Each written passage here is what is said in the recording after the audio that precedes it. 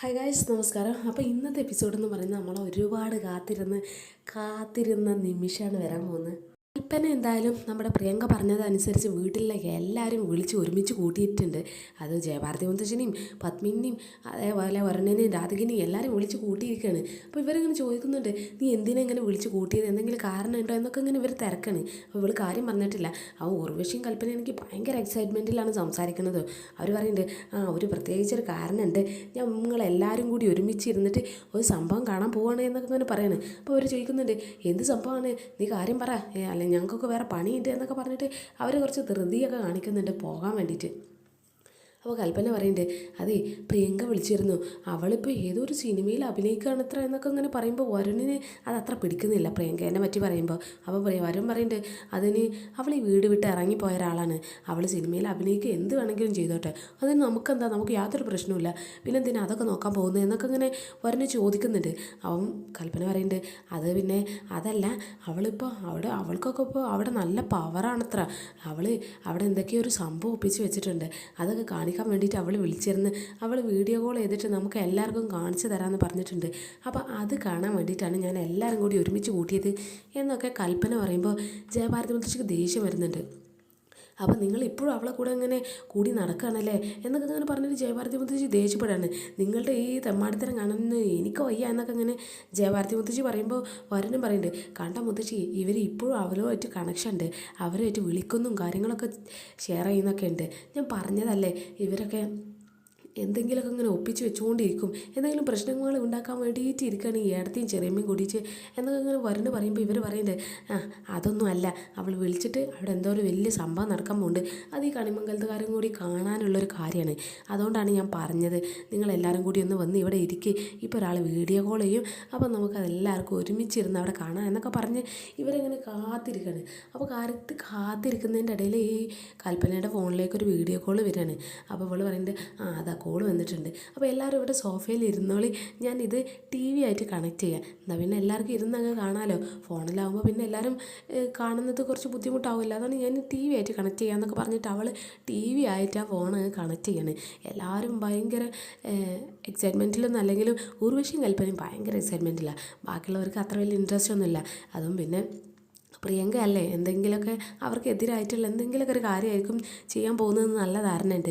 പ്രിയങ്കയുടെ ഉദ്ദേശം എന്താണെന്ന് വെച്ചാൽ അവളോട് കളിച്ചാൽ ഇതാ ഇങ്ങനെ ഇരിക്കുമെന്ന് കാണിക്കാൻ വേണ്ടിയിട്ടാണ് എല്ലാവരും അവിടെ കൂട്ടി വിളിച്ച് വെച്ചിരിക്കുന്നത്.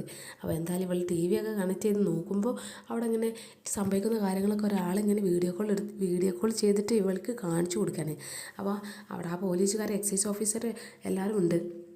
അപ്പോൾ ഇവരിങ്ങനെ പറയുന്നത്, ഞങ്ങൾക്കൊരു ഇൻഫോർമേഷൻ കിട്ടിയിട്ടുണ്ട്, ഇവിടെ ഡ്രഗ്സ് ഡീൽ നടക്കുന്നുണ്ടെന്ന്, ഇവിടെ ഡ്രഗ്സ് ഉപയോഗിക്കുന്നുണ്ടെന്ന്, അപ്പോൾ അതൊന്ന് അന്വേഷിക്കാൻ വേണ്ടിയിട്ട് വന്നതാണ് എന്നൊക്കെ ഇങ്ങനെ പറയുമ്പോൾ ഈ ഡയറക്ടർ ഇങ്ങനെ പറയുന്നുണ്ട്, സാർ അങ്ങനെ ഒരു സംഭവം ഇവിടെ ഇല്ല, ഞങ്ങൾ നല്ല മാന്യമായിട്ട് ഷൂട്ട് ചെയ്യുന്നൊരു സ്ഥലമാണ്, ഇവിടെ അങ്ങനെ ഒന്നും നടക്കുന്നില്ല എന്നൊക്കെ ഇങ്ങനെ പറയാണ്.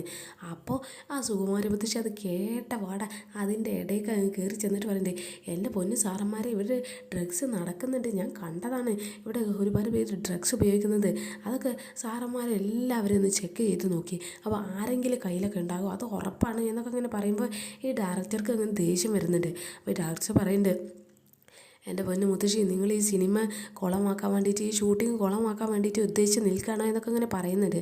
അപ്പോൾ സുകുമാരി മുത്തശ്ശി പറയുന്നുണ്ട്, ഏയ് അതുകൊണ്ടൊന്നുമല്ല, ഞാനേ കുറച്ച് സാമൂഹിക ബോധമുള്ളൊരു ടീമിലുള്ളതാണ്, കാരണം ഈ പുതുതലമുറയൊക്കെ ഇങ്ങനെ ലഹരി ഉപയോഗിച്ച് നശിക്കുന്നതൊന്നും കാണാൻ എന്നെക്കൊണ്ട് വയ്യ, എനിക്ക് കുറച്ച് അങ്ങനെയുള്ള കാര്യങ്ങളൊക്കെ കുറച്ച് നല്ല മൈൻഡുള്ളൊരു സ്ത്രീയാണ് ഞാൻ മാത്രമല്ല, എൻ്റെ കൊച്ചുമോളും അങ്ങനെ തന്നെയാണ്, ലഹരി ഉപയോഗിക്കുന്നത് കാണുന്നത് തന്നെ ഞങ്ങൾക്ക് ദേഷ്യമാണ്, അങ്ങനെയുള്ളവന്മാരൊക്കെ കണ്ടാൽ എൻ്റെ കലി കയറും എന്നൊക്കെ ഇങ്ങനെ പറഞ്ഞ് സുകുമാരി മുത്തശ്ശി അങ്ങ് കയറി നിൽക്കുകയാണ്. അപ്പോൾ ഈ പോലീസുകാർ പറയുന്നുണ്ട്, എന്തായാലും ഞങ്ങൾക്ക് ഇൻഫർമേഷൻ കിട്ടിയ സ്ഥിതിക്ക് അന്വേഷിക്കാതെ പോകുന്നില്ല, നിങ്ങളുടെ ഷൂട്ടിംഗ് ഒന്നും ഞങ്ങൾ പ്രശ്നം ഉണ്ടാക്കുന്നില്ല, ഞങ്ങൾ ഇവിടെയൊക്കെ ഒന്ന് അന്വേഷിക്കട്ടെ, എന്തെങ്കിലും ചെക്ക് ചെയ്ത് നോക്കിയിട്ട് എന്തെങ്കിലും കിട്ടുന്നുണ്ടോ എന്നൊക്കെ നോക്കട്ടെ എന്നൊക്കെ അങ്ങനെ പറഞ്ഞ് നിൽക്കുകയാണ്. അപ്പോൾ ഇവർ ഭയങ്കര എക്സൈറ്റ്മെൻറ്റിലാണ് സുകുമാരി മുത്തശ്ശിയും പ്രിയങ്കയും കൂടിയിട്ട്. അപ്പോൾ സുകുമാരി മുത്തശ്ശിയും പ്രിയങ്ക പറയുന്നുണ്ട്, എൻ്റെ പൊന്നു സാറന്മാരെ, എല്ലാവരും വേഗം അങ്ങ് സെർച്ച് ചെയ്ത് നോക്ക്, അപ്പോൾ കിട്ടും സാധനം എന്നൊക്കെ ഇങ്ങനെ പറയുമ്പോൾ ഈ എക്സൈസുകാർ പറയുന്നുണ്ട്. അപ്പോൾ എന്നാൽ ഞാൻ ബാഗ് ഒന്ന് സെർച്ച് ചെയ്ത് നോക്കട്ടെ എന്നൊക്കെ പറഞ്ഞിട്ട് ആ എക്സൈസുകാർ ബാഗ് സെർച്ച് ചെയ്യാൻ നിൽക്കുന്ന സമയത്ത് സുകുമാരി മുത്തശ്ശിയും പ്രിയങ്ക കൂടി ഓടി വന്നിട്ട് പറയുന്നുണ്ട്, എൻ്റെ പൊന്ന് സാറന്മാരെ, നിങ്ങൾ ബാഗ് ചെക്ക് ചെയ്യാൻ നിൽക്കല്ലേ, അപ്പോൾ എല്ലാവരുടെയും ചെക്ക് ചെയ്യുക, എന്തായാലും സാധനം കിട്ടും, പക്ഷേ തുടക്കം തന്നെ ഞങ്ങളുടെ തന്നെ ആയിക്കോട്ടെ, എന്നാൽ പിന്നെ ഞങ്ങളുടെ തന്നെ ഒരാഴ്ചയായിട്ട് തുടങ്ങട്ടെ എന്നൊക്കെ ഇങ്ങനെ പറയണേ. അപ്പോൾ പ്രിയങ്ക പറയുന്നുണ്ട്, അതെ ഞങ്ങളുടെ തന്നെ എടുത്ത് നോക്കിക്കോളൂ, കാരണം ഞങ്ങൾ ഇതുപോലെയുള്ള കാര്യങ്ങളൊന്നും ഉപയോഗിക്കില്ല എന്ന് അത്ര കോൺഫിഡൻസ് ഉള്ളതുകൊണ്ടാണ് ഞങ്ങളുടേത് തന്നെ ആദ്യം തന്നെ നോക്കാൻ പറഞ്ഞത്. എന്തായാലും ഞങ്ങളുടെ ബാഗ് എടുത്ത് നോക്കിക്കോളൂ എന്നൊക്കെ പറഞ്ഞിട്ട് ആ എക്സൈസുകാരെ മുന്നിലേക്ക് അവരെ ബാഗ് എടുത്ത് കൊടുക്കുകയാണ്. അപ്പം കണിമംഗലത്തുള്ളവരൊക്കെ ഇതിങ്ങനെ കണ്ട് ഭയങ്കര എക്സൈറ്റഡ് ആയി നിൽക്കുകയാണ്. ബാക്കിയുള്ളവർക്ക് അത്ര ഇൻട്രസ്റ്റ് ഇല്ലെങ്കിലും എക്സൈറ്റഡ് ആയിട്ടുള്ളവർ ഇവരിങ്ങനെ ഒരു തുള്ളിച്ചാടല, മുഖത്ത് ഭയങ്കര സന്തോഷമാണ്. ഇവർക്ക് കിട്ടുള്ള എന്തെങ്കിലുമൊക്കെ ഒരു പണി ഇപ്പം വരും എന്നൊക്കെ വിചാരിച്ച് നിൽക്കുകയാണ് കൽപ്പന ഉർവശി. അപ്പോൾ എന്താ നടക്കുന്നതെന്നൊക്കെ നോക്കാം. അപ്പോൾ ഈ എക്സൈസ് ഓഫീസർ ഈ വേഗ് ഫുള്ള് ചെക്ക് ചെയ്യാണ്. അപ്പോൾ ഇവരുടെ ഡ്രസ്സും ഒക്കെ ഇങ്ങനെ ചെക്ക് ചെയ്യുന്നതിൻ്റെ ഇടയിൽ ഈ ഡയറക്ടർക്ക് അത്യാവശ്യം ദേഷ്യമൊക്കെ വരുന്നുണ്ട്. ഇവർ ഈ കാണിച്ചു കൂട്ടുന്നത് ഇവിടെ ഇത്രയും കഷ്ടപ്പെട്ട് അയാൾ ഉണ്ടാക്കുന്ന ഒരു സിനിമ ഷൂട്ടിങ് കൊളാക്കാൻ വേണ്ടി നിൽക്കുക ഈ സുകുമാരി മുത്തശ്ശി, ഈ പ്രിയങ്ക എന്നൊക്കെയുള്ള മൈൻഡൊക്കെയാണ് എല്ലാവർക്കും. അപ്പോൾ ഇയാളിങ്ങനെ ബാഗ് തപ്പി തിരഞ്ഞിട്ടും സാധനമൊന്നും കിട്ടുന്നില്ല. അപ്പോൾ ഈ സുകുമാരി മുത്തശ്ശി അറിയുന്നുണ്ട്, കണ്ടില്ലേ സാറേ, ഞങ്ങളെ ബാഗിലൊന്നും ഒന്നും ഉണ്ടാവില്ല, കാരണം ഞങ്ങൾ ഇതിനൊക്കെ എതിരാണ്. ഇങ്ങനെയുള്ള ഒരുപാട് കാര്യങ്ങൾ ഈ ഷൂട്ടിങ് നടക്കുന്ന സ്ഥലത്തൊക്കെ സംഭവിക്കുന്നുണ്ട്. ഇനി ഞങ്ങൾ ഒരു ബാഗും കൂടി ഉണ്ട്, അതും കൂടി സെർച്ച് ചെയ്തിട്ട് ബാക്കിയുള്ളവരത്തൊക്കെ സെർച്ച് ചെയ്യാം എന്നൊക്കെ ഇങ്ങനെ പറയാണ്. അപ്പോൾ ആ ഓഫീസറുണ്ട്, എന്നാൽ എടുക്കുക എന്നൊക്കെ പറഞ്ഞിട്ട് അവർക്ക് വലിയ താല്പര്യമൊന്നും ഇല്ല ഇവരെ ബാഗ് ചെക്ക് ചെയ്യാനെങ്കിലും ഇവർ നിർബന്ധിപ്പിച്ച് ആ ബാഗ് അങ്ങ് ചെക്ക് ചെയ്യിപ്പിക്കുകയാണ്. പണ്ടത്തെ ആ സിനിമയിലൊക്കെ കണ്ട പോലെ അതേ സംഭവം തന്നെ, ഞങ്ങളിവിടെ ഇല്ല എന്നൊക്കെ പറഞ്ഞിട്ട് അവളെ നിർബന്ധിപ്പിച്ച് കാണിച്ചു കൊടുക്കുന്ന പോലെ ഉണ്ട് ഇവരുടെ ഈ ഒരു സംഭവം. ഇവർ ആ ബാഗും ഈ നിർബന്ധിപ്പിച്ച് ആ പോലീസ് ഓഫീസറെ മുന്നിൽ വെച്ച് കൊടുക്കുകയാണ്. അപ്പോൾ ഇവർ എന്തായാലും ചെക്ക് ചെയ്യാമെന്നൊക്കെ പറഞ്ഞിട്ട് ഇങ്ങനെ ചെക്ക് ചെയ്യുന്നതിൻ്റെ ഇടയിൽ കണിമംഗലത്തുകാരാണെങ്കിൽ ആകാംക്ഷയിൽ ഇങ്ങനെ നിൽക്കുകയാണ്, ആ ബാഗിൽ എന്തെങ്കിലുമൊക്കെ ഉണ്ടോ എന്നൊക്കെ നോക്കാൻ വേണ്ടിയിട്ട്. അപ്പോൾ അതിൻ്റെ ഇടയിൽ നിന്ന് ഒരു പൊതി കിട്ടുകയാണ്. അപ്പോൾ ആ പൊതി ആ എക്സൈസ് ഓഫീസർ അങ്ങ് പുറത്തെടുക്കുകയാണ്. അപ്പോൾ ആ പൊതി കാണുമ്പോൾ സുകുമാരി മുത്തശ്ശിയും പ്രിയങ്കയും മുഖത്തോട് മുഖം നോക്കുന്നുണ്ട്. കാരണം അവരുടെ ബാഗിൽ ഇല്ലാത്തൊരു സാധനമാണ് ആ പൊതി, അവർക്ക് എന്താണെന്ന് പോലും അറിയില്ല. ആ സാധനം ഇങ്ങനെ ഇവരെ ബാഗിലെത്തി എന്നുള്ള ആകാംക്ഷയിൽ ഇങ്ങനെ നിൽക്കുകയാണ്. അപ്പോൾ ഇവർ കുറച്ചൊന്ന് പേടിക്കുന്നുണ്ട്, കാരണം ഇത് എവിടെ നിന്ന് വന്നു എന്നുള്ള യാതൊരു ഐഡിയയും ഇവർക്ക് രണ്ടുപേർക്കും ഇല്ല. അപ്പോൾ ഈ ഓഫീസർ ഇങ്ങനെ പൊതി തുറന്ന് നോക്കുമ്പോൾ അതിൽ 2 പാക്കറ്റ് ഡ്രഗ്സ് ഉണ്ട്. അപ്പോൾ ഇയാൾ പറയുന്നുണ്ട്, എല്ലാവർക്കും അങ്ങ് പൊന്തിച്ച് കാണിച്ചു കൊടുക്കണേ. അപ്പോൾ കണിമംഗലത്തുള്ള ഭാവവ്യത്യാസം അങ്ങ് മാറാണ്. ഈ കൽപ്പന ഉർവശി ആകെ അന്തം വിട്ട് നിൽക്കുന്നുണ്ട്, ബാക്കിയുള്ളവർക്കൊക്കെ ഭയങ്കര സന്തോഷമാവുന്നുണ്ട്. പ്രത്യേകിച്ച് വരുണിന് ഇത് കാണുമ്പോൾ ഭയങ്കര ചിരിയാണ് വരുന്നത്. അപ്പോൾ അവിടെ നടക്കുന്നുണ്ട്, അല്ല ഇതെന്താണ് എന്നൊക്കെ ഈ എക്സൈസ് ഓഫീസർ ഈ സുകുമാരി മുത്തശ്ശിനോടും പ്രിയങ്കനോടും ഇങ്ങനെ ചോദിക്കുകയാണ്. അപ്പോൾ ഇവർ പറയുന്നുണ്ട്, എൻ്റെ പൊന്ന് സാറേ, ഞങ്ങൾക്കിത് എന്താണെന്ന് പോലും അറിയില്ല, ഇതെങ്ങനെ ഞങ്ങളെ ബാഗിലെത്തി എന്നൊക്കെ ഇങ്ങനെ പറയുമ്പോൾ ഈ ഓഫീസർ പറയുന്നുണ്ട്, നിങ്ങളുടെ ബാഗിലെത്തിയെന്നോ, നിങ്ങൾ ഉപയോഗിക്കുന്നതായിട്ടാണ് ഇത് നിങ്ങളുടെ ബാഗിലെത്തിയത്.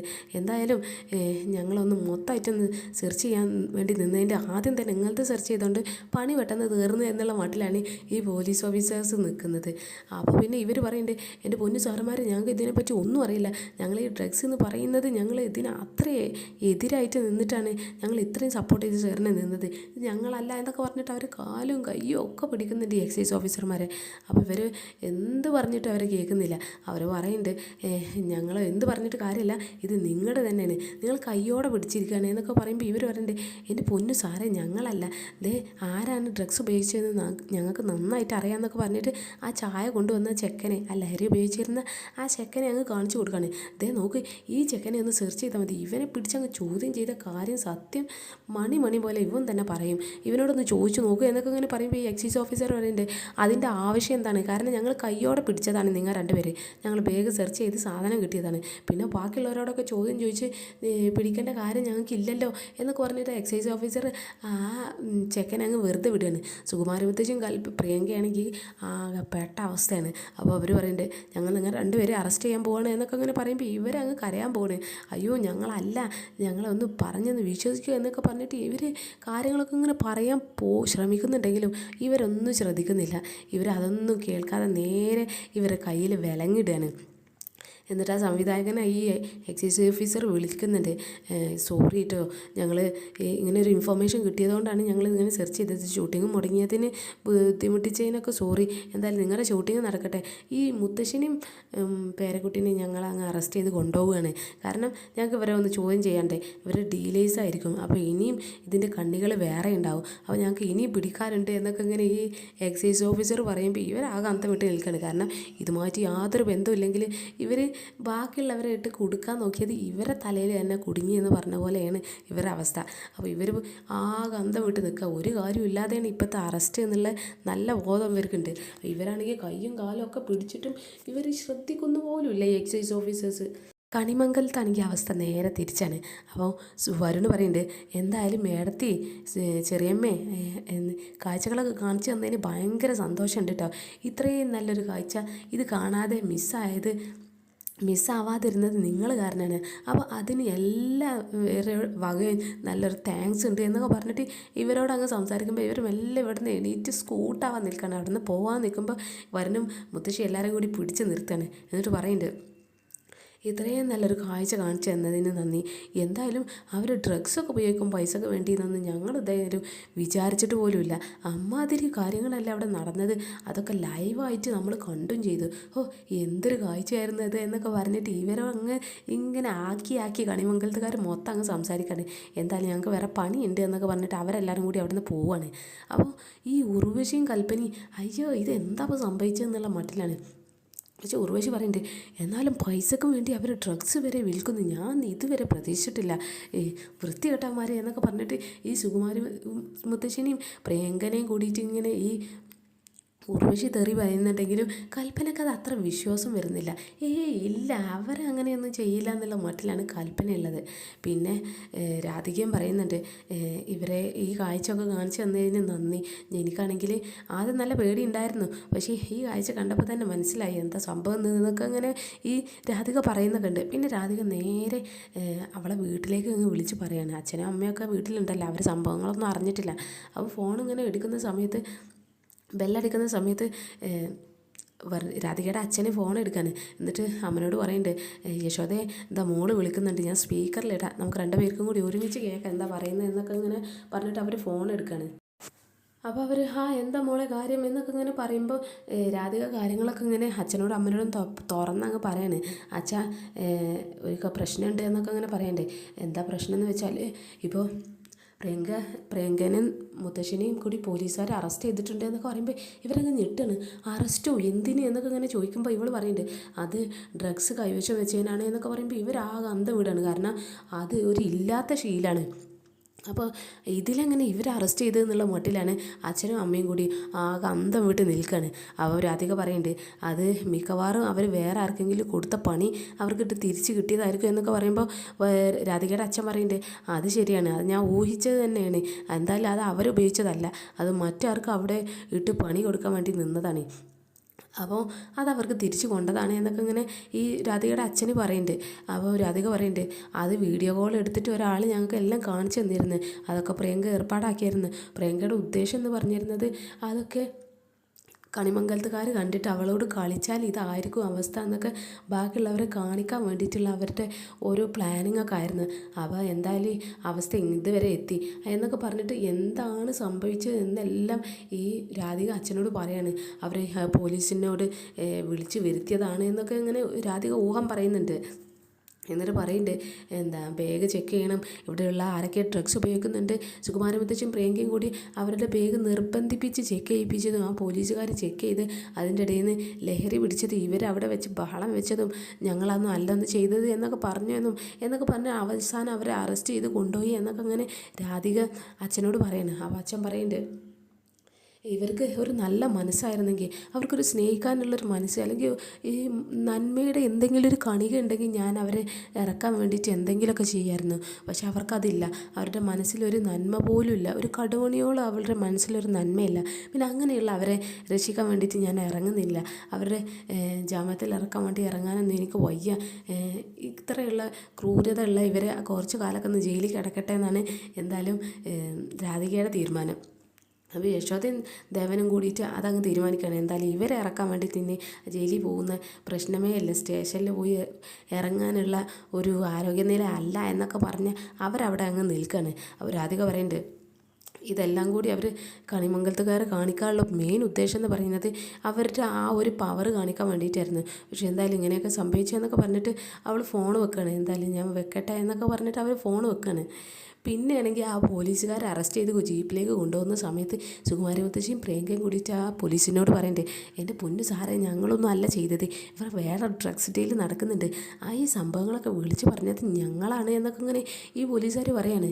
അപ്പോൾ നിങ്ങളൊന്നല്ല വിളിച്ചു പറഞ്ഞത്, ഈ ഷൂട്ടിങ് നടക്കുന്ന ആ നടിയാണ് വിളിച്ചു പറഞ്ഞത്, ആ മെയിൻ ഹീറോയിനാണ് ഞങ്ങളെ അറിയിച്ചത്, അവരുടെ ഫോണിൽ നിന്നാണ് ഞങ്ങൾക്ക് മെസ്സേജ് വന്നത് എന്നൊക്കെ ഇങ്ങനെ പറയുമ്പോൾ ഇവർ പറഞ്ഞിട്ട്, എൻ്റെ പൊന്നു സാറേ, അത് അവരയച്ചൊന്നുമല്ല, ഈ പ്രിയങ്ക അയച്ചതാണ്, ഇവൾ ആണ് നിങ്ങളോട് ഇൻഫോം ചെയ്തത് ഇവിടെ ഡ്രഗ്സ് ഡീൽ നടക്കുന്നുണ്ടെന്ന്. പിന്നെ ഞങ്ങളെങ്ങനെ അത് ഉപയോഗിക്കുക, ഞങ്ങൾ ഉപയോഗിക്കുന്നുണ്ടെങ്കിൽ നിങ്ങൾക്ക് അറിയിക്കില്ലല്ലോ എന്നൊക്കെ ഇങ്ങനെ ഇവർ പറയാണ്. അപ്പോൾ ഈ കസ്റ്റംസ് ഓഫീസർ പറയുന്നുണ്ട്, ഏയ് നിങ്ങളൊന്നും അല്ല, നിങ്ങളെ പറ്റി ഞാൻ നല്ല ഫുൾ ഡീറ്റെയിൽസ് എടുത്തതാണ്, നിങ്ങൾ ഈ ഷൂട്ടിംഗ് ലൊക്കേഷനിൽ ഓരോ പ്രശ്നങ്ങൾ ഉണ്ടാക്കുന്ന ആൾക്കാരാണെന്ന് നന്നായിട്ട് അറിയാം, നിങ്ങളുടെ പേരിൽ ഒരുപാട് കേസും ഉണ്ടല്ലോ, മുന്നേ ഒരുപാട് ഷൂട്ടിംഗ് ലൊക്കേഷനിലൊക്കെ പ്രശ്നം ഉണ്ടാക്കിയതൊക്കെ ഞങ്ങൾ ഫുൾ ഡീറ്റെയിൽസ് നിങ്ങളെ പറ്റി എടുത്തിട്ടുണ്ട്. അപ്പോൾ നിങ്ങളുടെ ബാക്ക്ഗ്രൗണ്ട് അത്ര നല്ല ബാക്ക്ഗ്രൗണ്ടൊന്നും അല്ല, അപ്പോൾ നിങ്ങൾക്ക് ഇതിൽ ഇടപാടുണ്ടാകും ഞങ്ങൾക്ക് 100% ഉറപ്പാണ് എന്നൊക്കെ ഈ എക്സൈസ് ഓഫീസർ അങ്ങ് പറയാണ്. അപ്പോൾ ഇവർ പറയണ്ടേ, എൻ്റെ പൊന്നു സാറേ, ഞങ്ങൾ ആ നടിയുടെ ഫോണിൽ നിന്ന് ഞങ്ങളാണ് മെസ്സേജ് അയച്ചത്, ഞാൻ പറഞ്ഞിട്ട് പ്രിയങ്കമോളാണ് മെസ്സേജ് അയച്ചത് എന്നൊക്കെ സുകുമാരി മുത്തശ്ശി പറയുമ്പോൾ, അല്ല അവളുടെ ഫോണിൽ നിന്ന് നിങ്ങളെങ്ങനെ മെസ്സേജ് അയച്ചതെന്ന് പറഞ്ഞു എന്നൊക്കെ അങ്ങനെ ഈ എക്സൈസ് ഓഫീസർ അവരോട് ചോദിക്കുമ്പോൾ ഈ പ്രിയങ്ക പറയുന്നത്, അത് പിന്നെ അവൾ അഭിനയിക്കാൻ പോയപ്പോൾ ആ ടേബിളിൽ അവൾ ഫോൺ മറന്നു വെച്ച്, അപ്പോൾ അവൾ ആരും കാണാതെ ഞാൻ ആ ഫോൺ എടുത്തിട്ട് മെസ്സേജ് അയച്ചതാണ് എന്നൊക്കെ ഇങ്ങനെ ഈ പോലീസ് ഓഫീസറോട് സത്യം തുറന്ന് പറയാണ്. അപ്പോൾ ഇയാൾ പറയുന്നുണ്ട്, അങ്ങനെ നിങ്ങൾ അവൾ പെർമിഷൻ ഇല്ലാതെ ആ ഫോൺ എടുത്തിട്ടുണ്ടെങ്കിൽ നിങ്ങളുടെ കയ്യിലിരിപ്പ് എന്താണെന്ന് ഞങ്ങൾക്ക് കൃത്യമായിട്ട് മനസ്സിലായി, നിങ്ങളുടെ കയ്യിലിരിപ്പ് അത്ര ശരിയല്ല, അതുകൊണ്ടല്ലേ ഒരാളുടെ ഫോൺ എടുത്തിട്ട് ഒരു പെർമിഷനും ഇല്ലാതെ അങ്ങ് കോൾ ചെയ്തത് എന്നൊക്കെ ഇങ്ങനെ പറയുന്നുണ്ട്, അല്ലെങ്കിൽ മെസ്സേജ് അയച്ചത്, ഇതൊന്നും ഒരു നല്ല ഒരാൾക്കാർ ചെയ്യുന്ന കാര്യങ്ങളല്ല, അപ്പം നിങ്ങൾ എന്തായാലും ഇതിലുണ്ടാകും എന്ന് പറഞ്ഞിട്ട് എക്സൈസ് ഓഫീസർ അവരെ വിടുന്ന പ്രശ്നമില്ല. അപ്പോൾ ഈ സുകുമാരവത്ത് ചേരൻ്റെ, എൻ്റെ പൊന്നു സാറേ, ഞങ്ങൾ കണ്ടതാണ് ആ ചെറുക്കന് ഡ്രഗ്സ് വാങ്ങുന്നതും അവൻ്റെ പോക്കറ്റിലിടുന്നതൊക്കെ എല്ലാം ഞങ്ങൾ നല്ല വ്യക്തമായിട്ട് കണ്ടതാണ്. ഇനി ഞങ്ങളെ വിശ്വാസമില്ലെങ്കിൽ ആ ശരത്തും ഞങ്ങളെ കൂടെ ഉണ്ടായിരുന്നു, ശരത്തിനോട് പോയി ചോദിച്ചു നോക്കുക എന്നൊക്കെ ഇങ്ങനെ പറയുമ്പോൾ ഇയാൾ പറയുന്നുണ്ട്, ആ ശരത്തിനെ പറ്റി ഞങ്ങൾ നന്നായിട്ടൊന്ന് അന്വേഷിച്ചതാണ്, ആ ശരത്തില്ലേ അവനെ വലിയൊരു ഡ്രഗ്സ് ഡീലറാണ്, അവനെ ഞങ്ങൾ കയ്യോടെ പൊക്കാൻ വേണ്ടി നിന്നതാണ്, പക്ഷെ അവനെ അപ്പോഴേ ഇവിടെ നിന്ന് എസ്കേപ്പ് ആയിട്ടുണ്ട് എന്നൊക്കെ പറയുമ്പോൾ ഇവരാകെ ഞെട്ടിപ്പോവാണ്. ശരത്ത് ഡ്രഗ്സ് ഡീലറോ എന്നൊക്കെ പറഞ്ഞ് അവർ അന്തം വിട്ട് നിൽക്കുക. ദൈവമേ, ഇവിടെ ചുറ്റുമുള്ളവരന്മാരാ എല്ലാവരും കള്ളന്മാരാണല്ലോ, നമ്മളാണല്ലോ ഇതിൽ പെട്ടത് എന്നൊക്കെ പറഞ്ഞിട്ട് സുകുമാരി ഉദ്ദേശം പ്രിയങ്കം കൂടി ആകെ പെട്ട അവസ്ഥയാണ്. കാരണം കൂടെ നിന്നിരുന്ന ആ ശരത്ത് വരെ ആ തിണ്ടി ഒരു ഡ്രഗ്സ് ഡീലറാണെന്ന് അവൻ ലാസ്റ്റ് തിരിച്ചറിഞ്ഞിരിക്കുകയാണ്. അവൻ പെട്ടുപോയി എന്ന് പറഞ്ഞാൽ വൻ ലോക്കാണ്, അതും ഒരു ലഹരി ഉപയോഗിച്ചുകൊണ്ട് പിന്നെ ഒരുപാട് കാലം ജയിലിൽ കിടക്കേണ്ടി വരുന്ന നന്നായിട്ട് നല്ല ബോധം രണ്ടുപേർക്കും ഉണ്ടാവുകയാണ്. എന്തായാലും എക്സൈസ് ഓഫീസർ അവരെ ഒന്നും പിടിവിടാതെ അവരെയും കൊണ്ടങ്ങ് പോവാണ്. കാരണം അവരുടെ ബാക്ക്ഗ്രൗണ്ട് ക്യാരക്ടർ വളരെ മോശമായതുകൊണ്ട് തന്നെ ഈ പോലീസുകാരെ വിടാനുള്ള യാതൊരു ഉദ്ദേശം അവരെടുത്തുമില്ല. പിന്നെ എന്തായാലും ആ സംഭവങ്ങളൊക്കെ കഴിഞ്ഞ് കണിമംഗലത്ത് രാത്രി ആയിട്ടുണ്ട്. ഇപ്പോഴാണ് ശ്യാമയുടെ ആ ഒരു ടെലികാസ്റ്റ് നടക്കാൻ പോകുന്നത്. അപ്പോൾ ഈ രാധിക മാത്രം ഭയങ്കര എക്സൈറ്റഡ് ആയിട്ട് നിൽക്കുകയാണ് കണിമംഗലത്ത്. അപ്പോൾ ഇവൾ നേരെ മുത്തശ്ശിയുടെ അടുത്ത് വരുമ്പോൾ മുത്തശ്ശി ഉണ്ടാവും ആ സമയത്ത് റൂമിൽ വന്ന് കിടക്കാൻ നിൽക്കുകയാണ്. അപ്പോൾ ഇവൾ പറയുന്നുണ്ട്, എൻ്റെ മുത്തശ്ശി എന്താ ചെയ്യുന്നത് എന്നൊക്കെ ഇങ്ങനെ പറയുമ്പോൾ ഈ മുത്തശ്ശി പറയുന്നുണ്ട്, അത് ഞാനിന്ന് ഇവിടെ തന്നെ അല്ല കിടക്കുന്നത്, ഞാനെന്താ ചെയ്യുന്നത്, ഞാൻ കിടക്കാൻ പോകണം എന്നൊക്കെ ഇങ്ങനെ പറയുമ്പോൾ രാധിക ഇങ്ങനെ ഒരു സങ്കടം പറയുന്നുണ്ട്. ഞാൻ മുത്തശ്ശിനോട് പറഞ്ഞതല്ലേ ഇന്ന് ശ്യാമ മേഡത്തിൻ്റെ ഇൻ്റർവ്യൂ ഉണ്ടെന്ന്, എന്നിട്ട് എന്താ എൻ്റെ കൂടെ കാണാൻ വരാത്തത് എന്നൊക്കെ ഇങ്ങനെ പറയുമ്പോൾ മുത്തശ്ശി അറിയുന്നുണ്ട്, എനിക്കൊന്നും വയ്യ മോളെ, ഈ വലിയ സെലിബ്രിറ്റീസൊക്കെ ഓരോ ഇൻ്റർവ്യൂ ഒക്കെ സാധാരണ അല്ലേ എന്നൊക്കെ ഇങ്ങനെ പറയുമ്പോൾ ഇവൾ പറയുന്നുണ്ട്, അതെന്ത് സാധാ ഒരു സെലിബ്രിറ്റി അല്ലല്ലോ, ഇത് ശ്യാമ മേഡത്തിൻ്റെ ഇൻ്റർവ്യൂ അല്ല, ശ്യാമ മേഡത്തിൻ്റെ ഇൻ്റർവ്യൂ മിസ്സാക്കാൻ എനിക്ക് വയ്യ. എന്തായാലും മുത്തശ്ശീനെ വാക്ക് പാലിച്ചില്ലല്ലോ, അതൊന്നും ഓർത്ത് പോലും ഇല്ല, എൻ്റെ ഇഷ്ടങ്ങളെല്ലാം മുത്തശ്ശിയുടെ ഇഷ്ടമാണെന്നൊക്കെ പറഞ്ഞിട്ട് ഒരു വാക്ക് പോലും പറയാതെ ഇവിടെ നിന്ന് കിടന്നുറങ്ങുകയാണോ എന്നൊക്കെ പറഞ്ഞിട്ട് അവൾ ഭയങ്കര ഒരു കുശുമ്പിൽ സംസാരിക്കുകയാണ്. അപ്പോൾ മുത്തശ്ശേരൻ്റെ ഞാൻ വരാം എന്നൊക്കെ പറഞ്ഞിട്ട് വലിയ ഇൻട്രസ്റ്റ് ഇല്ലാത്ത പോലെ ഇങ്ങനെ സംസാരിക്കുകയാണ്. ഉള്ളിൽ അവർ ഭയങ്കര ഹാപ്പിയാണ്, ഇവർ അത്ര എക്സൈറ്റഡ് ആണല്ലോ എന്നുള്ള മട്ടിൽ ഇവർ ഉള്ളിൽ ഹാപ്പി ആണെങ്കിലും പുറത്ത് അത്ര വലിയ താല്പര്യമില്ലാത്ത പോലെ ഇങ്ങനെ നിൽക്കുന്നൊക്കെ ഉണ്ട്. പിന്നെ ഇവൾ വരുണിൻ്റെ അടുത്ത് പോകുമ്പോൾ വരുൺ വരന് നല്ല ഉറക്കമാണ്.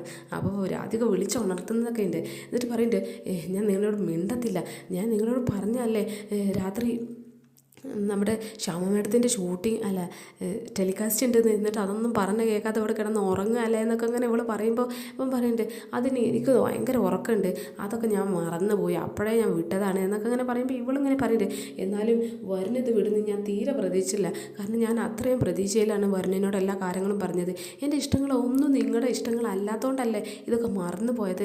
ഞാൻ ഇക്കാര്യത്തിൽ നിങ്ങളൊരു മാപ്പ് പോലും തരത്തില്ല എന്നൊക്കെ പറഞ്ഞിട്ട് ഇവളിങ്ങനെ ഓരോന്ന് സംസാരിക്കണം. അവൻ വരുണാണെങ്കിൽ മനഃപൂർവ്വം ഇവളിങ്ങനെ കുശുമ്പാക്കാൻ വേണ്ടിയിട്ട് ഇങ്ങനെ ഓരോന്ന് ഒപ്പിക്കുന്നൊക്കെ ഉണ്ട്. അപ്പം ഇവൻ പറയണ്ടേ, എനിക്ക് അത്ര വലിയ ഇൻട്രസ്റ്റ് ഒന്നുമില്ല, കാരണം നല്ല ഉറക്കമുണ്ട്, ഞാനൊന്നും കാണുന്നില്ല, നീ പോയി കണ്ട എന്നൊക്കെ ഇങ്ങനെ പറയുമ്പോൾ ഇവൾ പറയുന്നുണ്ട്, ശ്യാമ മേഡത്തിൻ്റെ ഇൻ്റർവ്യൂ ആണ്, അത് എന്തായാലും കാണണം, ശ്യാമ മേഡത്തിൻ്റെ ജീവിതകഥ പറയാണ്. അപ്പോൾ ശ്യാമ മേഡത്തിന് എന്താ സംഭവിച്ചതെന്നൊക്കെ നമുക്ക് ശരിക്ക് നേരിട്ടങ്ങ് കേൾക്കാൻ, അത് ശ്യാമ മേഡത്തിൻ്റെ അടുത്തുനിന്ന് വാ എണീറ്റ് വാ എന്നൊക്കെ പറഞ്ഞിട്ട് അവളെ നിർബന്ധിപ്പിച്ച് അവൾ വിളിക്കുന്നൊക്കെ ഉണ്ട്. എന്നിട്ട് നേരെ അവൾ ഹാളിൽ പോയി TV ഇടുന്നൊക്കെ ഉണ്ട്.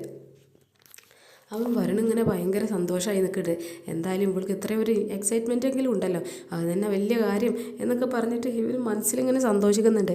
എന്നിട്ട് ജയഭാരതി മുത്തശ്ശിനെയും കൊണ്ട് വരുണ് രാധികയുടെ അടുത്ത് പോവാണ്. അപ്പം രാധിക നേരെ സോഫയുടെ അടുത്ത് വന്നപ്പോൾ നമ്മുടെ പത്മിനി അവിടെ മുന്നേ തന്നെ അവിടെ വന്നിരിക്കുന്നുണ്ട്. പത്മിനിക്കാണെങ്കിൽ കാര്യങ്ങളൊന്നും ഒത്തും അറിയത്തില്ല. ഈ രാധിക ഈ ശ്യാമ മേഡത്തിൻ്റെ മകളാണെന്നോ ആ സിമിലാരിറ്റി അങ്ങനെയുള്ള കാര്യങ്ങളൊന്നും അറിയത്തില്ല. പിന്നെ ഇവരുടെ മുൻ പ്ലാനുകൾ എന്താണെന്നൊന്നും അറിയത്തില്ല. അതുകൊണ്ട് തന്നെയാണ് പത്മിനി ആദ്യം തന്നെ അവിടെ വന്ന് ഇരുന്നത്. മറ്റേ രണ്ടുപേരുമാണെങ്കിൽ ഒന്ന് ഇവളെ കളിപ്പിക്കാൻ വേണ്ടിയിട്ട്, ഇവൾക്ക് എത്രമാത്രം എക്സൈറ്റ്മെൻറ്റ് ഉണ്ട് എന്നൊക്കെ അറിയാൻ വേണ്ടിയിട്ട് ചെയ്തതാണ്. ഒരു എക്സൈറ്റ്മെൻറ്റ് ഇല്ലാത്ത പോലെ ഒരു മടുപ്പ് പോലെ അങ്ങനെ അഭിനയിച്ചത്. എന്തായാലും ഇവർ 3 പേരും വന്നിട്ട് സോഫയിൽ വന്ന് ഇരിക്കുന്നുണ്ട് രാധികയുടെ കൂടെ. അപ്പോൾ ഇവരൊക്കെ ഭയങ്കര എക്സൈറ്റഡ് ആണ് ആ സ്റ്റോറി എന്താണെന്ന് അറിയാൻ വേണ്ടിയിട്ട്. അപ്പോൾ സ്റ്റോറി ഇന്നത്തെ ഇവിടെ കഴിയാണ്. അപ്പം നാളെ എന്തായാലും മിക്കവാറും അറിയാമായിരിക്കും ഈ ശ്യാമയുടെ മകളാണ് ഈ രാധിക എന്നുള്ള കാര്യങ്ങളൊക്കെ. കാരണം നാളെ അവരുടെ കഥ പറയാനുള്ള ചാൻസ് കൂടുതലാണ് നാളത്തെ എപ്പിസോഡിൽ. അപ്പം മിക്കവാറും ഈ ശ്യാമ ആ കഥ മനസ്സിലാക്കാനുള്ള ചാൻസ് വളരെ കൂടുതലാണ്. അപ്പോൾ ശ്യാമല്ല നമ്മുടെ രാധിക. അപ്പം നാളത്തെ എപ്പിസോഡ് തന്നെ നമുക്ക് അവരുടെ ഒരുമിച്ച് കൂടലൊക്കെ ഒന്ന് കാണാനുള്ള ചാൻസ് ഉണ്ടാകും എന്നാണ് തോന്നുന്നത്. അപ്പോൾ ഇന്നത്തെ എപ്പിസോഡ് ഇവിടെ അവസാനിച്ചിരിക്കുകയാണ് ഗൈസ്.